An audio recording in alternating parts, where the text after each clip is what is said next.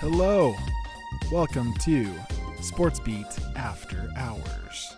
I am Hema Jr., as always, joined by the Internet Jesus himself, Mr. Sean Walker. I thought we went over this before on the last podcast. It's not Internet Jesus, it's Internet Buddha. Okay. Now I'm just making fun of all sorts of religions. So I am an equal opportunity maker funner of. He's really reached Nirvana. And then we're also joined by always, wrong Nirvana. The lovable local Canuck, Zach Hicken. What's up, guys? I'm this is what, like our 8th podcast? Is it 8 or 9? Yeah, let's just say 8. Yes. Okay. Yeah, we've been doing this for a little bit. It's probably the most consistent thing in my life right now. I think so too. It's definitely more consistent than the amount of time that I'm spending with my wife. It's definitely the time that I'm spending here. So, sorry, babe. Does she listen to the podcast? I doubt it. Yeah, that's okay though. I think my mom used to. I feel like this is the type of podcast that we'll call her D, because I don't know if you've given her name on the pod. Fine. I feel like this is the kind of podcast that Dee would really appreciate. She maybe would. I don't think she would have enjoyed last week's. I was telling her about it. I was like, it was so awesome. We talked about Star Wars for like an hour, and she's like, she just checks out. Wow, you guys are losers. I was like, I didn't say we were cool, but did she respond the way most of my friends do when I start talking about Star Wars and go, no, I don't really like Star Trek. Oh my gosh. Yeah. And then my blood boils. That has Star and anything in it, except for Star-Lord. I think she's a big fan of Star-Lord. Dancing with the Stars? Dancing with the Stars? Actually, no. They lost me as soon as Lindsey Sterling didn't win her season. Oh my gosh. That's she is a fan of So You Think You Can Dance, but not Dancing with the Stars. Also lost my interest as soon as Chelsea Hightower didn't win that one. But goodness. Hey, I met Chelsea Hightower when I was 16. Really? Oh, best night of my life. Utah County's own. Utah County's own Chelsea Cool. Hightower. Oh, I was like dying. And I like went back and I was like, thought I was like some big stud. I went back and looked at the pictures like a while ago. I was like, I look like I'm 12. Yeah. So in other words, it was like last week. Yeah, last week. Yeah, pretty much.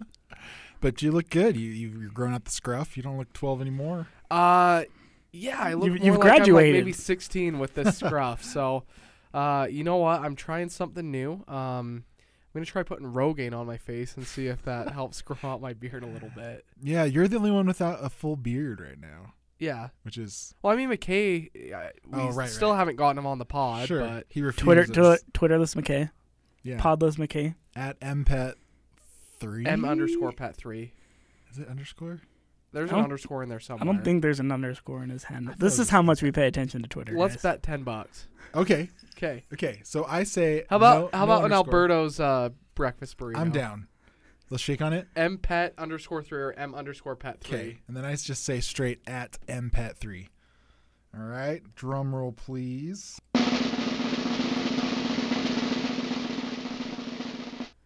Ah, damn it. Okay. Guess who gets a nice, delicious burrito? I do.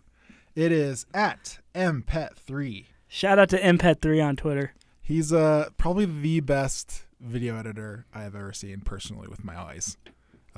Wizard in the editing bay. I still haven't seen him personally with my eyes, so he's kind of a myth. For every time, the lore, though. Well, for every time I see him, it is not with my natural eyes. Oh my gosh! You're seeing him through the veil. Oh no, guys, we're going to hell. First, I start off with Internet Jesus and Internet Buddha, and now this.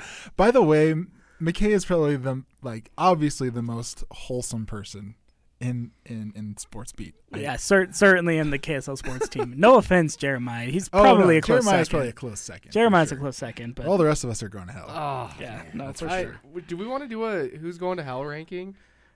Okay. Let's keep it a little bit simpler. Impromptu. Let's just keep it a little simpler, and let's power rank the KSL sports team. Power rank the top 5 in terms of worthiness. Okay. Shall we say? Like if you were to call one of them on like an LDS mission right now, Okay. Who's the most ready? Like 1 through 5. Like, Can we count the intern? Sure. Yeah. Okay. Why not? I think the intern's number 1. right. He doesn't know what he's getting into. Yeah. He's still like bright-eyed and bushy-tailed. Yeah. So he walked in the other day and he was. I don't even know this intern. So You met him last week. He didn't show yeah, up this week. he still doesn't have a name. Yeah. Or really. Well, a it's face, just though. intern for now. That's I've only fair. seen him once. Okay, that's fair. So intern 1. Okay. Okay. Intern 1. So is intern like the Alabama number 1 in this ranking, or are they like the Clemson number 1? Alabama number 1. Yeah. Okay. All right. And then number 2, obviously, McKay. Number 3, Jer. Obviously, Jer. Now we get dicey. 4. This is where we like. This one's tough. This is like a very steep difference. So we're all pretty sure it's who Rod went at to number church 4, this right? week? It's Zippy, right? At number I 4. did. You went to church. Zippy at number 4. I'm number 4. Okay. Okay. All right. Sean? That's fair. That's fair. Sean, you impressed me with your language this week. Very colorful. Like Joseph's coat. Sean, I think you might be ahead of me this week. I, Oh, like he cleaned it up? Yeah, that's what I'm saying. Oh, okay. So can I confess something to you guys? Yeah. I haven't been to the ward where I am assigned to go to church in like 9 months. Okay. That's fine. Well, you at least show That language is very carefully chosen. Yeah. So should I explain? It's very Mormon-y. Okay. You're I attending don't know, is another ward, obviously. Real quick. Yeah, so I recently flunked out of my young single adult ward Oh, is it because you're too old? because I'm too old. And I don't want to admit that I'm too old.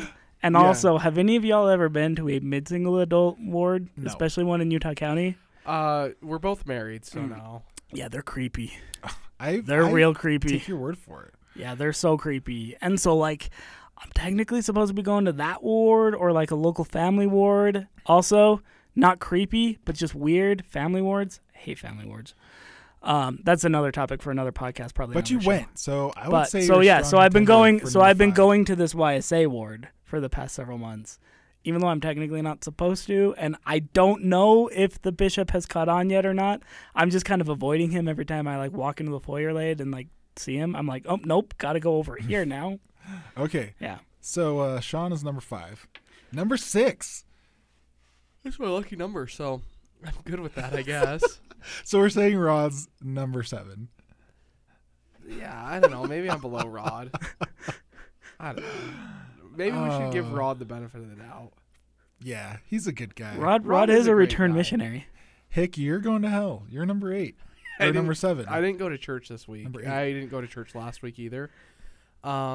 I have a conflict in that my shift at KSL, which is owned and operated by the Intellectual For-profit church. Intellectual Reserve Inc. the church that I am a No, member of. not the church. Intellectual Reserve Inc. Sorry.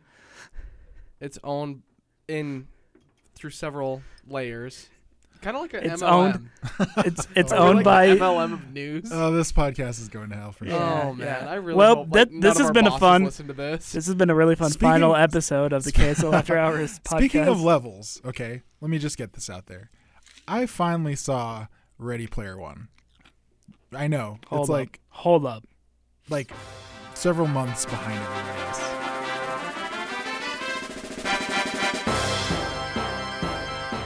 Thank you. I know.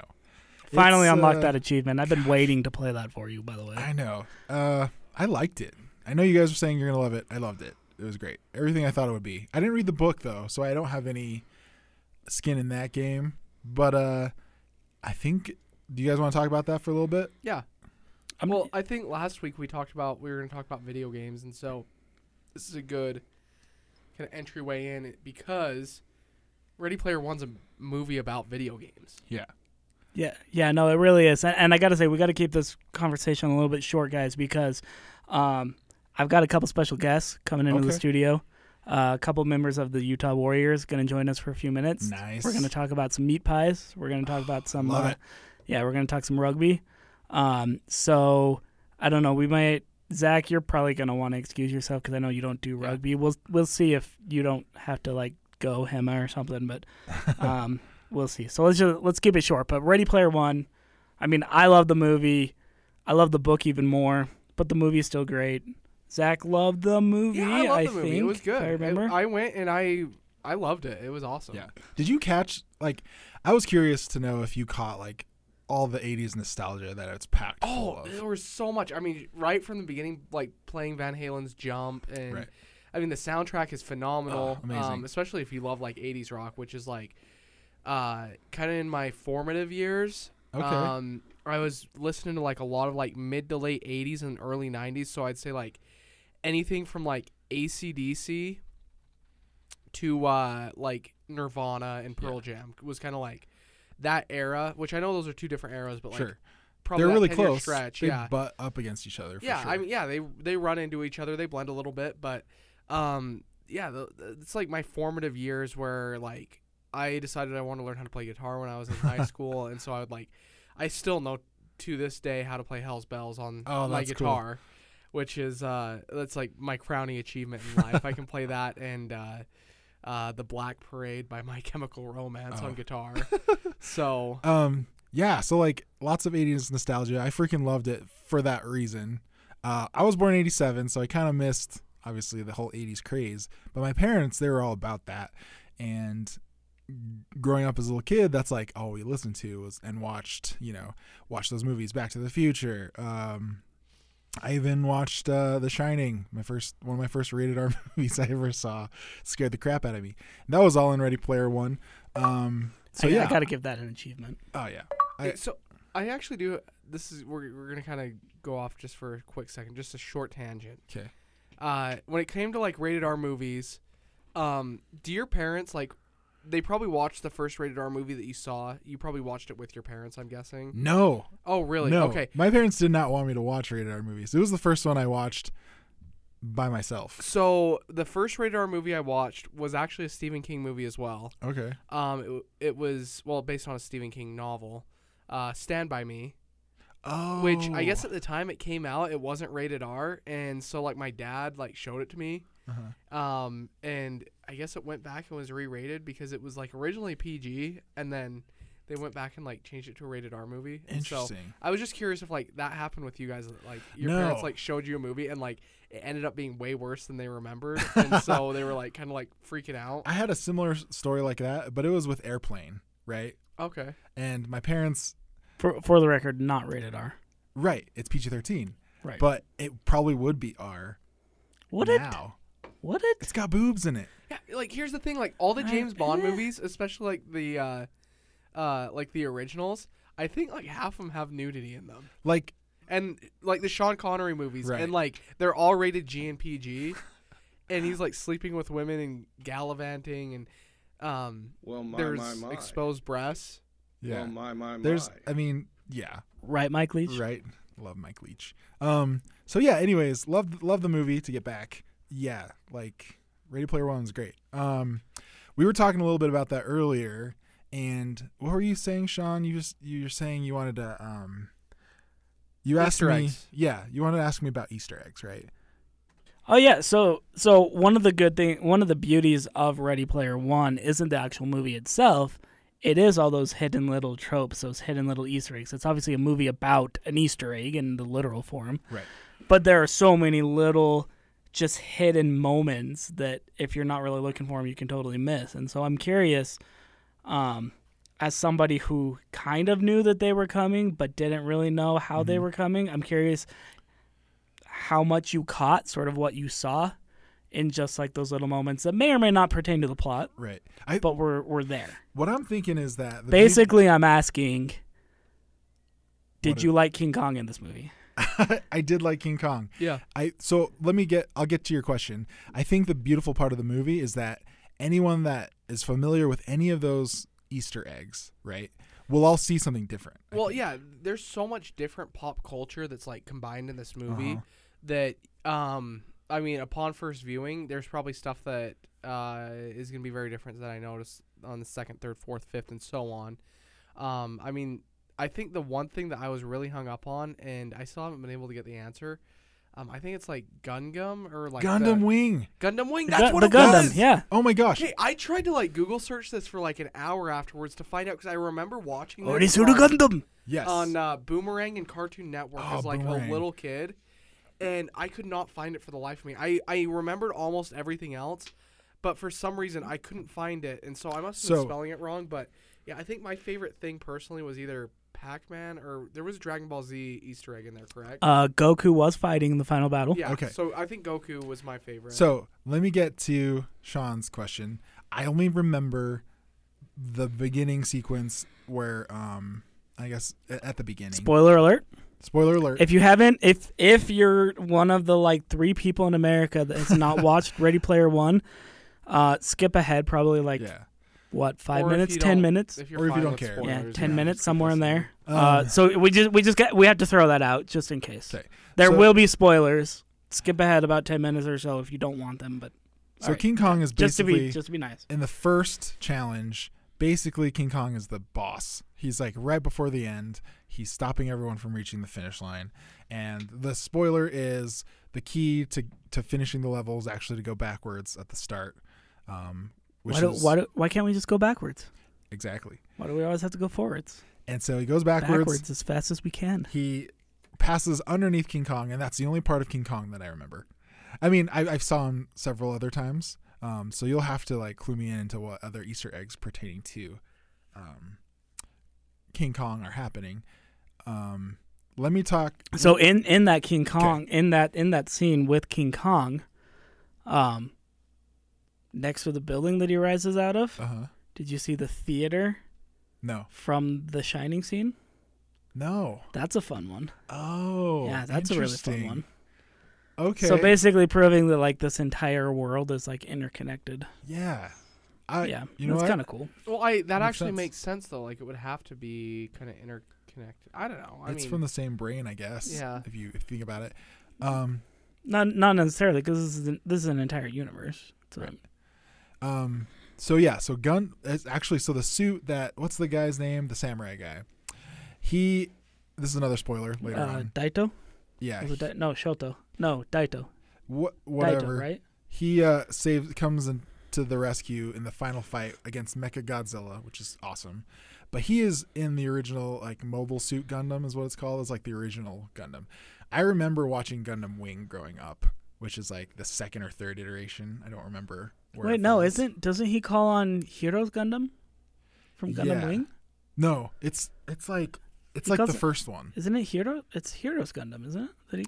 Hold on, I'm gonna look this up. Do Keep some talking. research. Okay. Anyways, when he comes out, that I remember that so distinctly because that show is kind of what made me fall in love with different animes that kind of are suit oriented. Also like video games that are suit oriented, like StarCraft, and like shows like not only Gundam Wing but hell, even Transformers. Like I saw Gundam before Transformers was a thing. And just to clear it up, you are correct. I stand corrected. The model of Gundam acquired in Ready Player One is from the 1979 anime Mobile Suit Gundam. Okay. So I stand corrected. I'm sorry. No, it's I'm good, sorry. Man. I didn't even necessarily. I just remember that the model that he comes down in is just like not Mobile Suit Gundam. Mobile Suit Gundam had like way cooler like features and stuff on them. But yeah, that was one thing that I grasped from this show that I was like, holy cow, like I remember that, and it brought back all these memories. And I'm sure other people have had different experiences as well. I'm sure you have, Sean. I remember you mentioning, and it's not like necessarily a memory thing, but like you noticed like Tracer was in one of the scenes, like the final battle scene, right?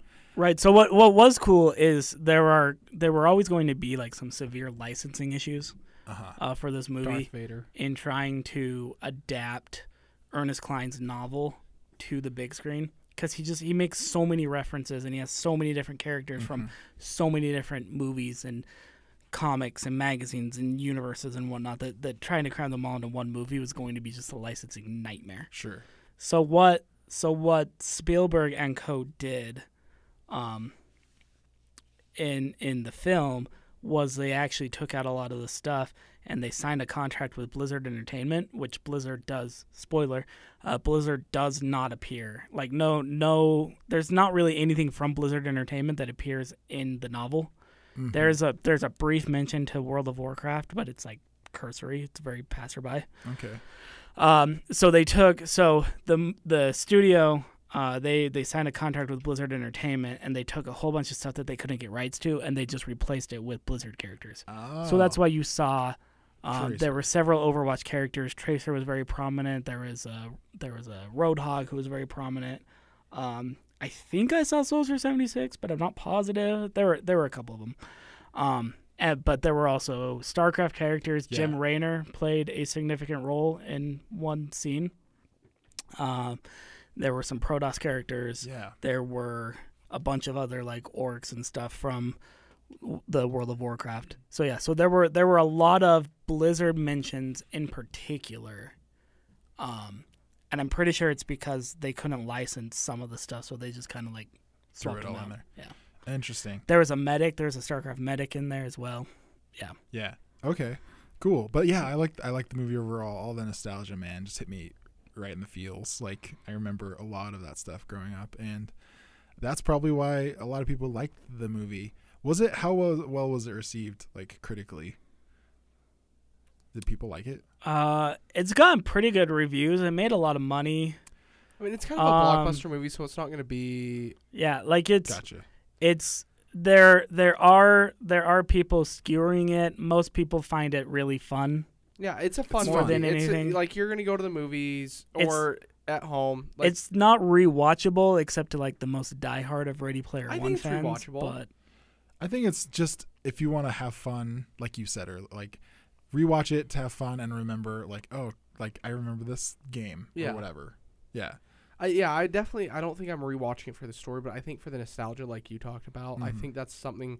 Or maybe to see if there's anything else. Like I'm almost after like your conversation. I want to see if there's anything that I missed to see. I'm gonna watch it again for sure. Yeah, for that reason. I mean, as far as like, it's not another thing that is in the film that's not in the book. Chucky.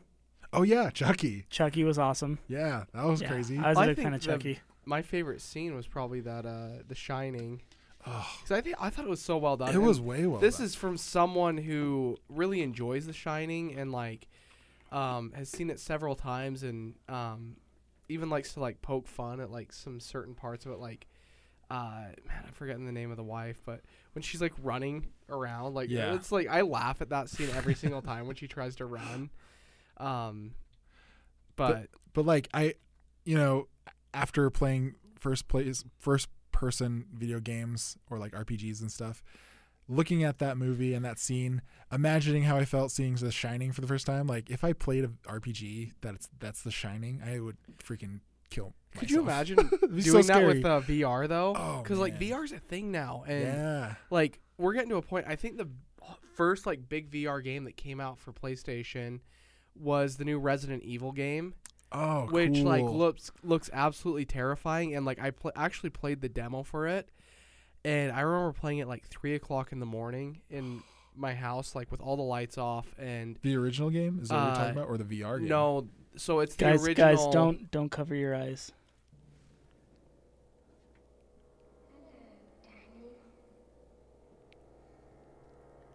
I can't hear anything. Come and play with us.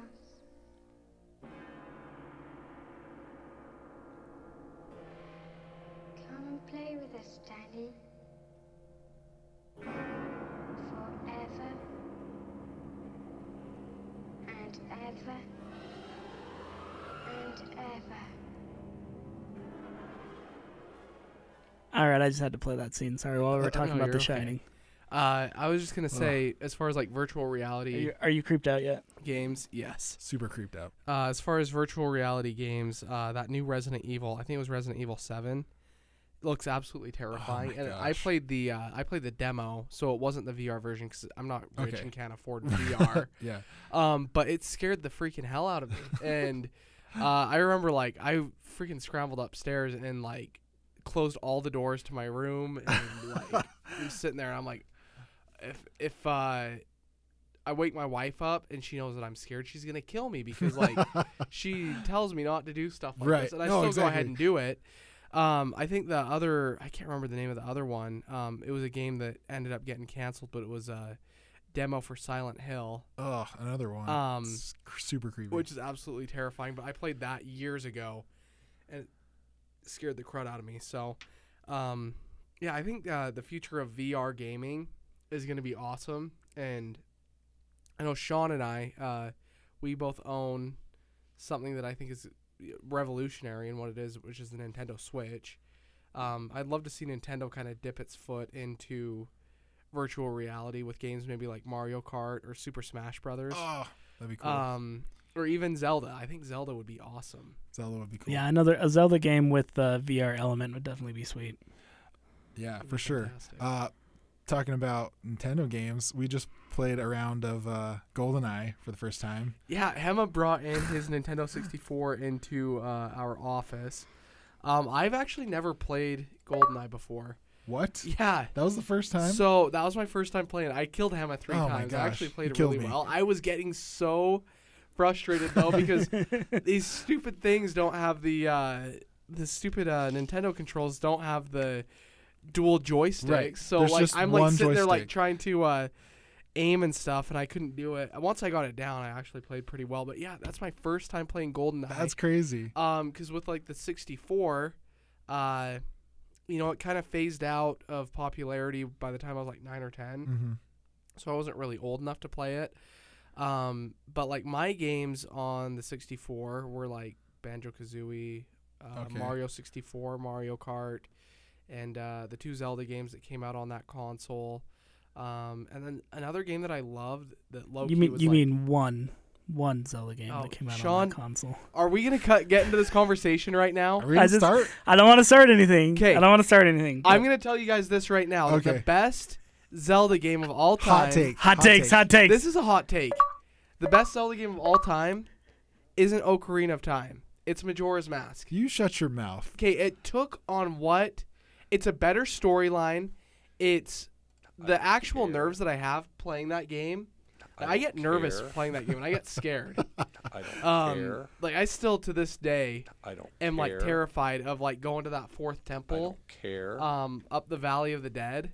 Oh, yeah. So it's that game is perfect. I don't care. Ocarina of Time's really good. And I know Sean doesn't agree with this, but even I think Wind Waker is probably my number 2, and then Ocarina of Time's my number 3. What? You don't even have a Link to the Past in your top 3. Oh, my gosh. I didn't That's grow so up- disappointing. Okay, so Okay, that makes sense. my first experience with A Link to the Past, I think I was like 16. Because I didn't have a Super Nintendo, and I played the Game Boy Advance version, so it's not the same version. I mean, you that know?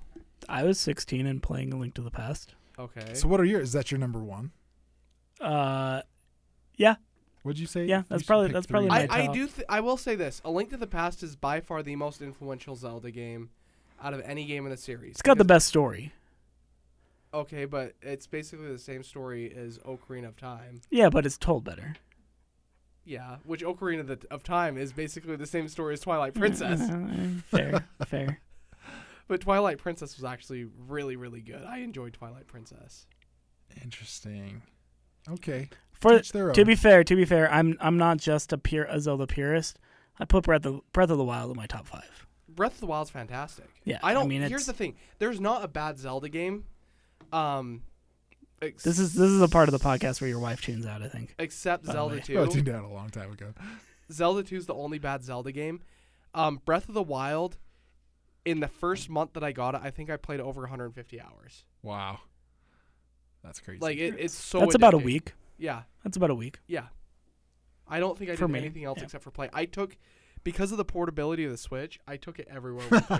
the commercial's real, though. No, I would take it to school with me, and in between classes, I would play it in between classes. That's awesome. And I would go, if I had a break, I would bring it to work. During my lunch break, I would play it.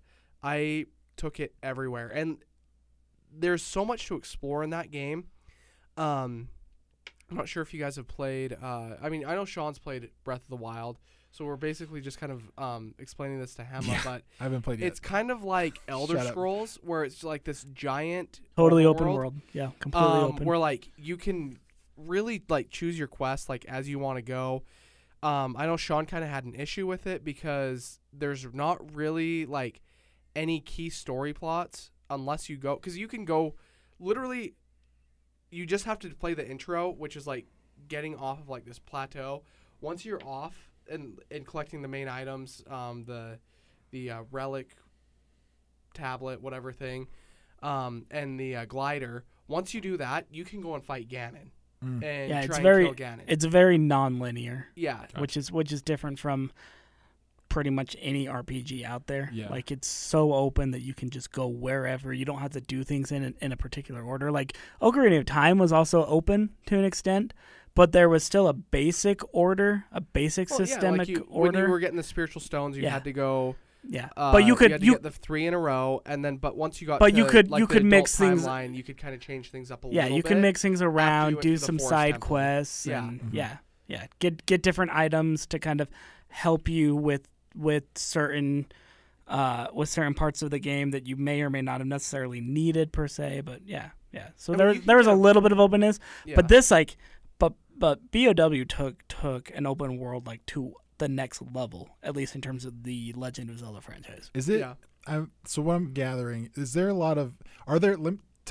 Tell me this. Are there any like mini games in Breath of the Wild? Plenty. Plenty. There's 120 mini dungeons, 4 main dungeons, which I was kind of disappointed in how simple they were, because, and I understand to a degree why that was, because of the number of these mini dungeons, which some were very complex.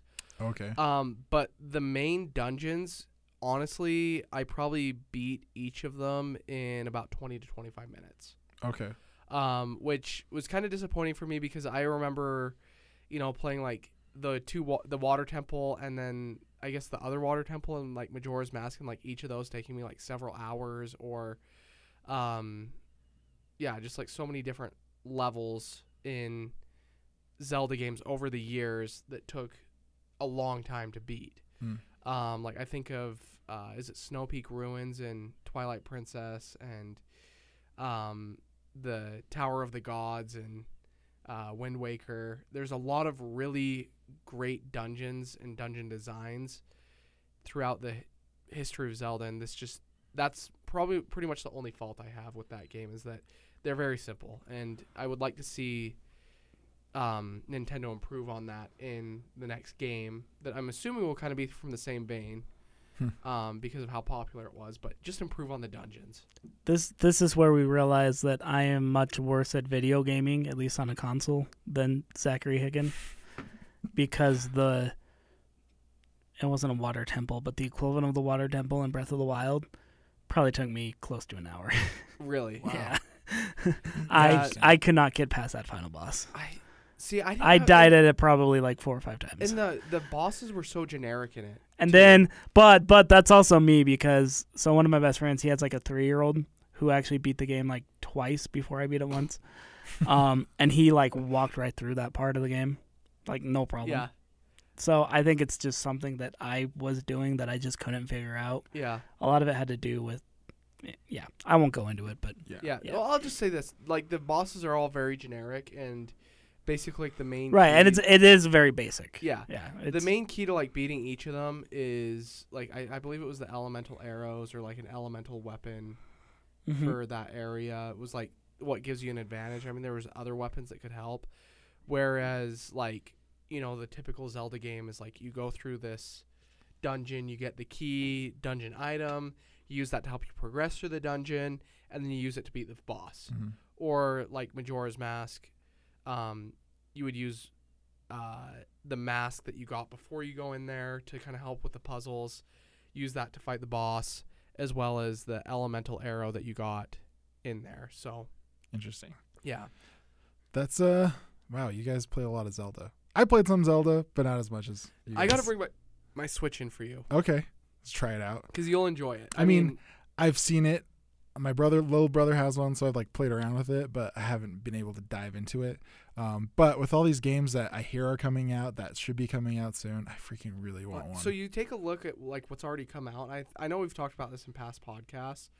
Nintendo has hit it out of the park with this with this console. They completely recovered from the abomination that was the Wii U. Yeah. So They props have. to Nintendo. In fact, and they took a lot of like let's give them an old. achievement for that. Okay. They took a lot of old Wii U games and improved on them, like the ones that were like very well done, like Donkey Kong Country, Tropical Freeze, Splatoon. They made the sequel to it.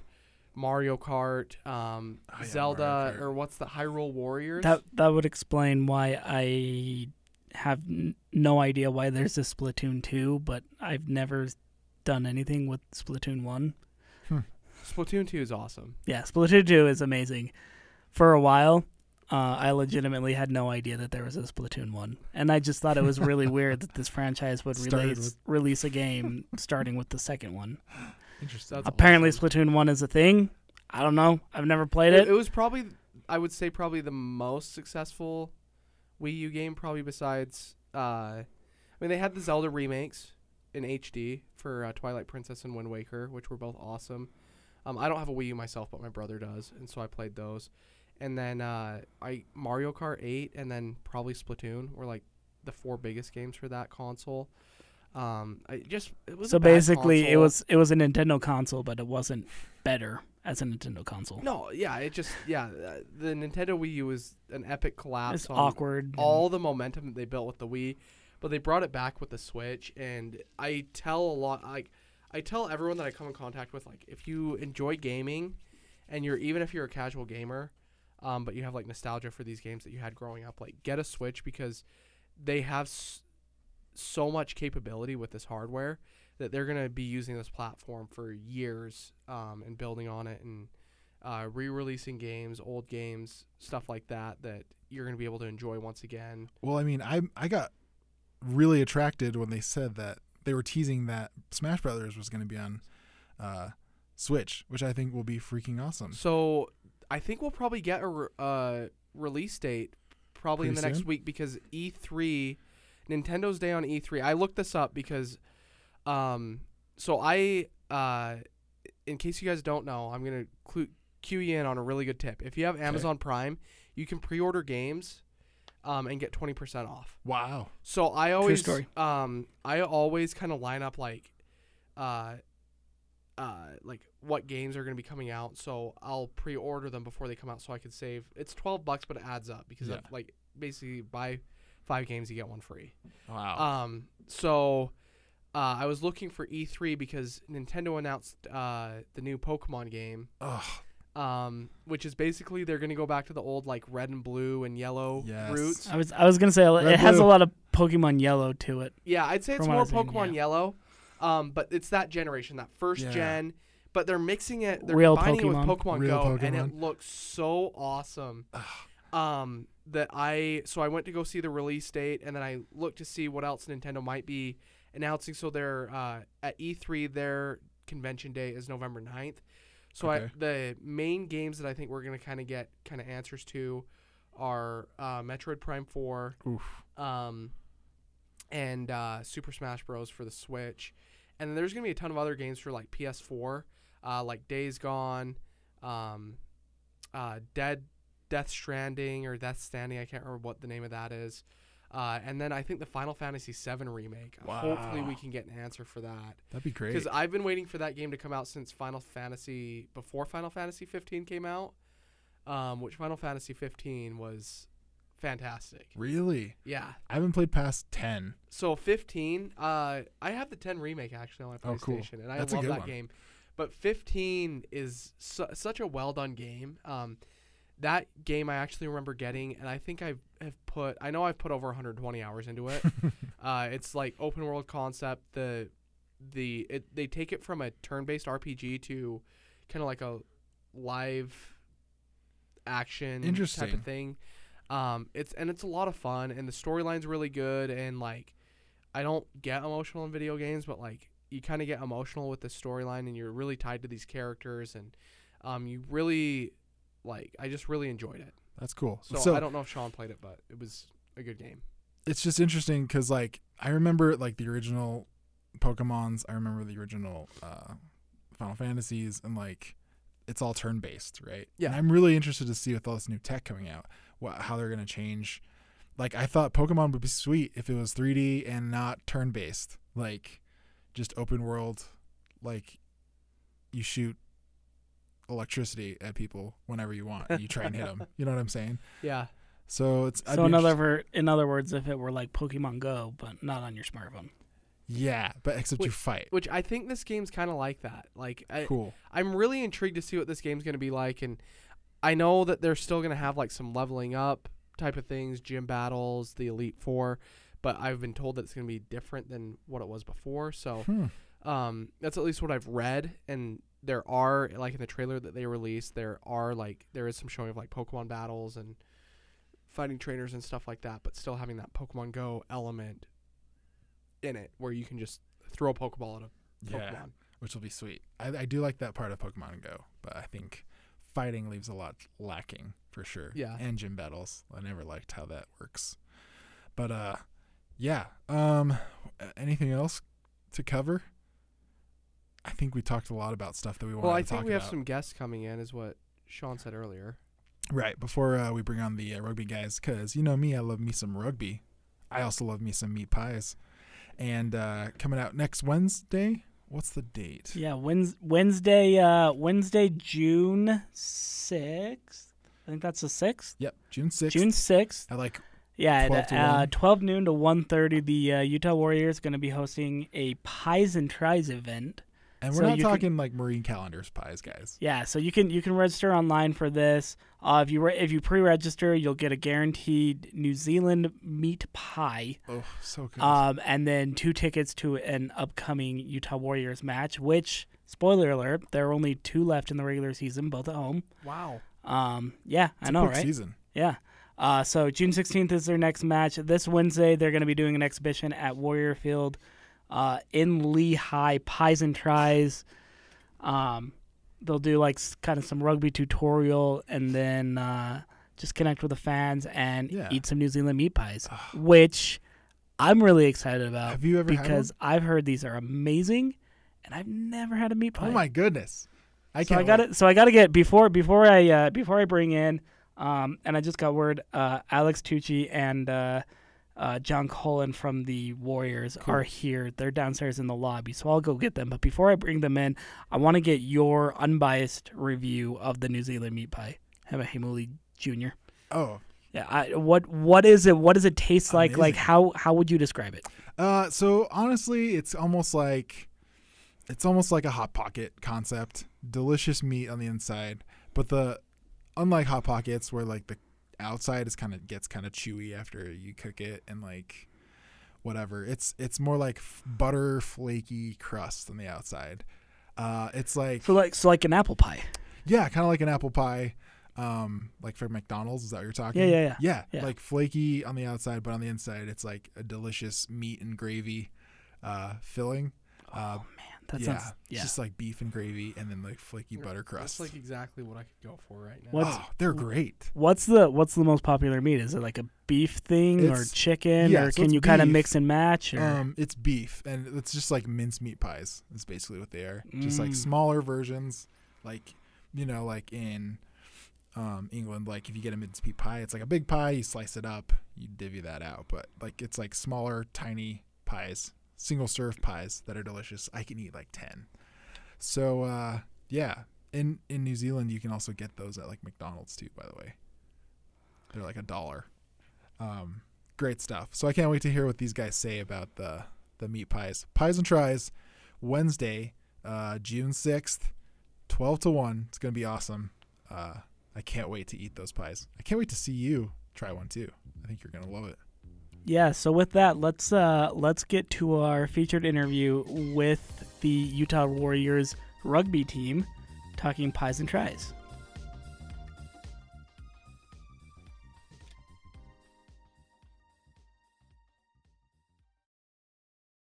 Joining me now on the line here on the Sportsbeat After Hours podcast, just landed in Salt Lake City, I'm told, from Austin, Texas. right in the middle of their Major League Rugby slate.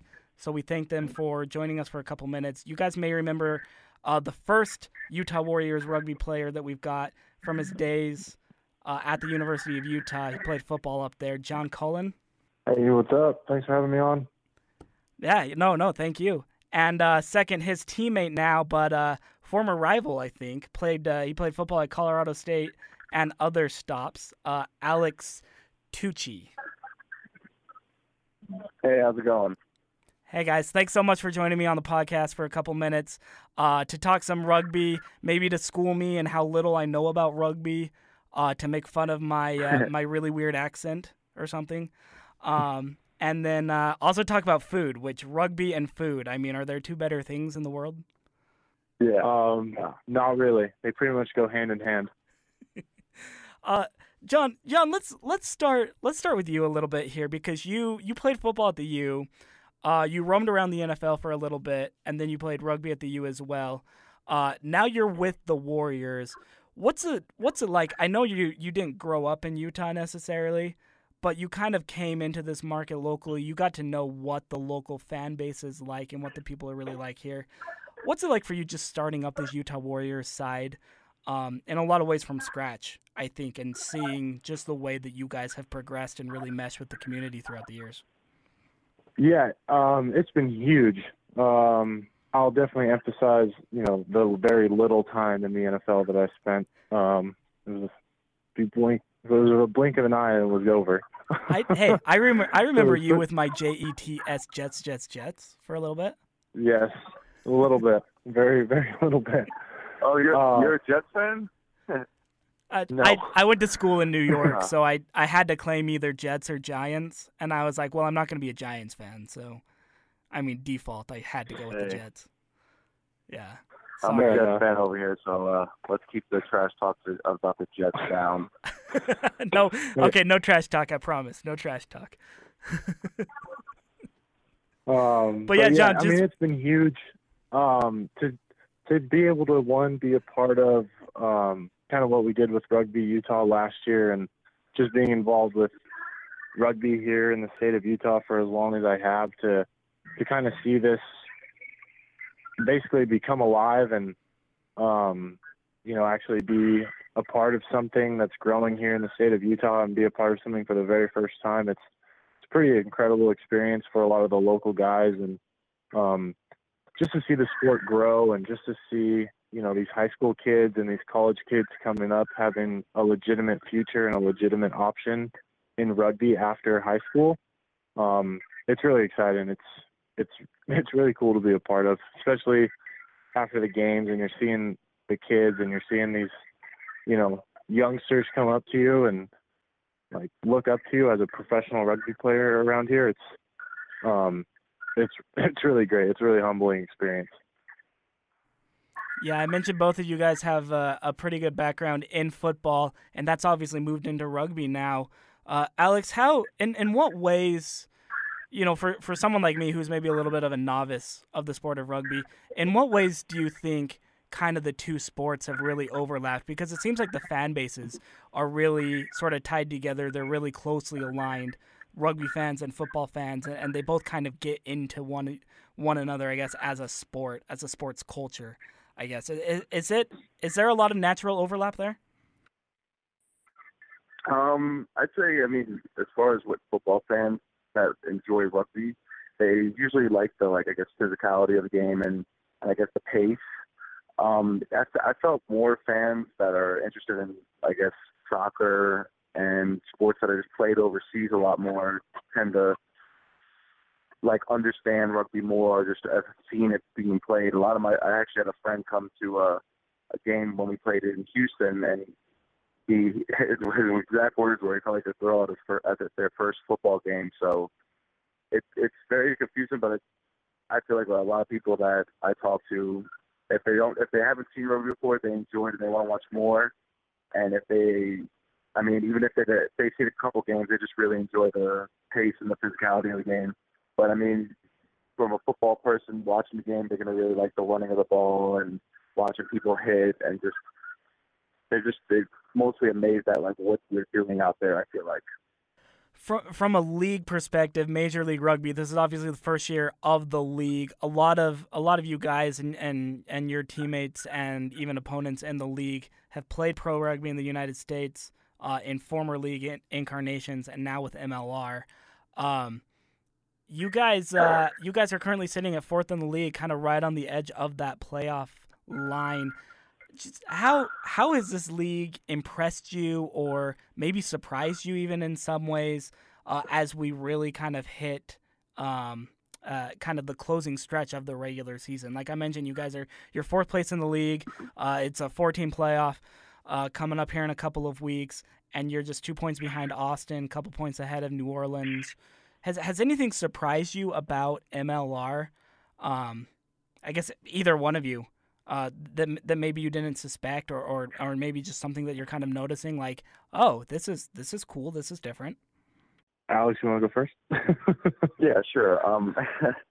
I would say you sort of coming into it. I mean, I knew everyone was going to be really like skilled at rugby and just have a lot of experience under their belt. So, I mean, I would say the pace of the play, the pace of the game at first was very. I don't want to say it was overwhelming, but it was a different, something new and a change that I had to adjust to. So I really enjoy the pace of play, and I just enjoy the competition even on our team. Just everybody on the team, there's guys behind you that if you're starting, then you have someone right up your butt, basically like wanting to start. That's going to push you to that next level and make you work harder, and vice versa. If you're not starting that week, you know that you want to you have people to chase on your team, whereas I felt like what club rugby was we barely would have enough guys to fill a team some weeks, and I just really like the competition aspect of it. I wouldn't say the quality had surprised me personally. I've been more than lucky enough to be able to play and be an actual former teammate with half the guys I'm playing against now, which is always a fun experience. I think that's been our biggest growth as a team. And it's been tough at times. It's been frustrating. It's probably our toughest hurdle to climb just as a team, is knowing like every single game we walk into, we're getting the other team's absolute best shot, and we have to be able to answer that. And there's, like you said, we're kind of in that middle ground, because there's some games we do great and we look like the best team in the league, and there's some games where we're having like little frustrating things and we lose a game by 3 points. So I think that's been the biggest positive and negative for us as a team, is overcoming that little obstacle, and we're getting better and better at every day. But I think just like Alex said, for a lot of our guys who are born and raised in Utah and used to like club rugby, I think it took a little bit to get used to it, and I think now we're kind of getting in that groove, and we understand what it takes. Yeah, John, you mentioned right there kind of maybe some of the just sort of inconsistencies, I think, a little bit that you guys are trying to get over right there. One of those is with this Austin team that you guys just came off of. Like I mentioned, you're coming back into town after a 41-33 loss Friday night to Austin Elite. This is a team that you guys beat at your place at Zions Bank Stadium in Harriman.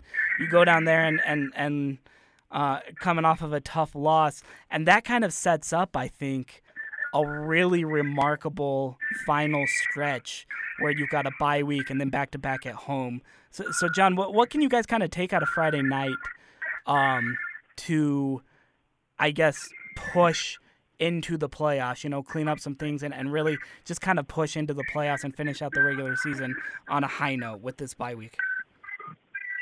Yeah, I mean, I think it's good. I've heard a lot of coaches say if you lose going to that bye week and you got to sit kind of with that bad taste in your mouth for an extra week, and you don't get that game that next week to kind of make up for that loss, and it really sits with you. That's kind of that time when you can take, the messages that we talked with each other as a team that you talk about in the locker room, and what we felt we need to work on, sometimes that gets taken in twofold when you got to sit at home for an extra week. On the other side of that, though, it will be nice for a lot of the guys to get some time off. You know, as Alex said, and one of the biggest things is the physicality of rugby, and there's not been a single game that we've ever stepped onto the field that probably hasn't been the most physical game that the league sees that weekend. So I think it's going to be great for the team to freshen up mentally and physically, you know, coming off a tough loss. We'll get back to training tomorrow night, get back to working on our system, working on our structure, trusting our structure, and getting back to playing some exciting rugby. I think the last two games will eventually be probably the best two games we play all season, and then leading into the playoffs, it'll get even better. Yeah, building off of that. Yeah, I'd say building. Just I was actually going to say it, Alex. Building off of that, have you guys talked about kind of the enormity? I think of obviously. I know you guys try to look, you know, game to game, one game at a time, but just how big this June 16th game against New Orleans is for you guys, just in terms of the pace of the season and you know trying to get into the playoffs. Yeah, I mean, we haven't met as a team yet and talked too much about it, but I mean, I feel like everybody knows in the back of their mind, or I mean, it's in the front of my mind. But I mean, it's pretty important we come away with 2 victories in this coming month, just so that we put ourselves in a place where we're not waiting at the last week of the season, you know, just wondering if we're going to get in or not. So we need these 2 victories, and it's just, I mean, all about putting in the work and then executing everything that we've done in practice into the game. Yeah, so back-to-back home games to finish out the regular season, starting June 16th at 2 p.m. at Zions Bank Stadium against NOLA, New Orleans, the NOLA Gold. 2 teams. You guys are separated by about 3 points right now in the standings. Obviously a big game, so hopefully Zions Bank Stadium in Harriman will be packed and will be rocking on the afternoon of June 16th for that game for you guys, for sure. But before we get to that, and Alex, I want to start with you on this one, and then I'll get John's take on this. But before we get to that, during this bye week, you guys are putting on a cool little kind of fan event promotion, I guess. This Wednesday, June 6th, 12 noon to about 1:30 p.m., if I can pull the flyer up in front of me. You're calling it Pies and Tries at Warrior Field, 3197 Ashton Boulevard in Lehi. Alex, I just learned you may or may not have any experience with the famed New Zealand meat pie. What are you looking forward to with this event? I mean, yeah, I mean, I haven't actually tried a New Zealand meat pie, honestly, until they brought them in after one of the games. And they were actually really, really good. But, I mean, what I'm looking forward to with this event is, you know, just to connect with the fans and talk to them and just, you know, just hang out, just, like, chit-chat with them. I mean, because, I mean, they're at all our games cheering for us, and it's not like after the game. I mean, after the game we take pictures and sign, but it's not like you really get to know them. So it's always nice to, like, meet new people and whatnot. I enjoy that a lot. So it'll be nice to enjoy some pies with the fans and, you know, just hang out. How can you describe the taste, the texture, the consistency, whatever, of the New Zealand meat pie as somebody who hadn't really tried it until recently? How can you kind of describe it to someone like me who's never had one? Yeah, all right. So it's like it's almost like an apple pie crust, like, you know, that flaky apple pie kind of deal. Okay, so I was thinking like pot pie, so it's not like that. Like pot pie, you said? Yeah, so it's not like a pot pie. It's like a traditional pie. Yeah.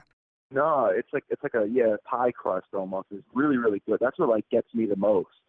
And then inside of it is meat. I mean, I've never been a huge pot pie person personally, but they're really good. I enjoy them a lot. I didn't think I would, but that crust is what sets it off, and then finishes it with a delicious meat. I don't remember the meat they had in it, but it was really good. John, are you a fan of the meat pie? I've actually never had one.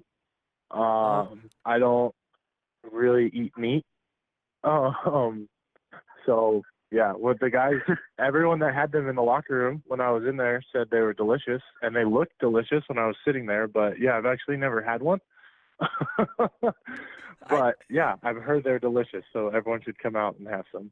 I feel like the meat pie is maybe a little bit of a misnomer, because looking at it, I'm currently Googling YouTube videos for how New Zealand meat pies are made right now, and looking at like the process, it seems like you can take just about anything and put them inside of the pie. Yeah, for sure.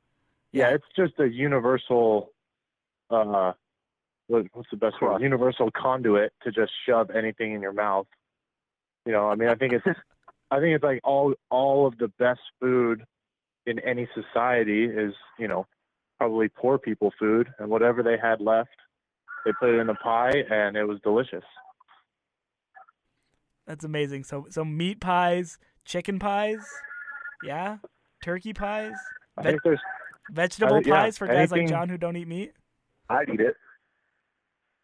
Yeah, anything you could I'll eat imagine. John's portion. Yeah, anything you can imagine, and especially just what Tucci said, anything you put inside that crust is going to be good, so you really can't go wrong. The crust is where it sets it off at. The crust is where it's at. I'd eat just the crust if they just made them in a crust, you know? Okay, all right. Well, I'm kind of looking forward to this event. I'm getting my I'm registering right now. I'm getting my Evite on. That's June 6th, noon to about 1:30, or whenever you guys want to go home. Warriors Field in Lehi. That's 3197 Ashton Boulevard. It's called Pies and Tries. You can register for it online. That's how you guarantee yourself a meat pie.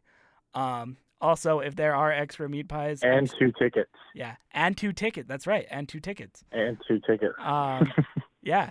So get your tickets, get your meat pies. I'm sure if there are extras, we can probably pry them out of the cold dead fingers of some of the Polynesian players on the team. Good luck. Yeah, but we'll try to do that at least. So get out there to Warrior Field in Lehi this Wednesday, and then after that, I mean, the end of the regular season is upon us. Massive match, June 16th, 2 p.m. against New Orleans at Zions Bank Stadium in Harriman. Guys, Alex, John, thanks so much for joining me for a couple minutes here on the Sportsbeat After Hours podcast. Let's send you guys off. John, since we didn't get your hot meat pie take, you said you don't eat a lot of meat. What's something that you would take and you would throw into this meat pie if you had your way? I don't know. I consider myself a pretty decent cook, but I'd probably do. I'm on the spot now. I'm not sure. Maybe like some curried chickpeas and do like a curry pie. I don't know if people like curry, but make a decent one. And I've actually had one of those in Fiji, and they were delicious. And it was just potatoes and peas. Curried potatoes and peas inside that pie crust, and like I said, anything inside that crust is delicious. Oh my gosh, that sounds amazing. And now I'm getting hungry, and it is currently about 1:15 in the morning, and I am starving now. So thanks for nothing, guys. Thanks for nothing. Anytime. You're welcome. But yeah, John Cullen and Alex Tucci from the Utah Warriors. Get out to Zions Bank Stadium in Harriman. Support these guys for the final 2 weeks of the regular season after you show up to the practice field in Lehi on Wednesday for some delicious, absolutely delicious New Zealand meat pies. Thanks so much for joining me on the KSL Sportsbeat After Hours podcast, guys. Oh, thanks for having us. Thanks for letting us come. Good guys. Great talking to them. All right, well, I think that'll do it for today, tonight, this morning, whatever. It's this morning. We're pretty early in the morning. It's time for us to go home. Yeah, it's definitely this morning. Time for us to get to bed. So, as always, I am your host for Sportsbeat After Hours. I am Hema Hemuli Jr., joined by Sean Walker. Peace. And Zachary Hicken. Deuces. All right. Peace.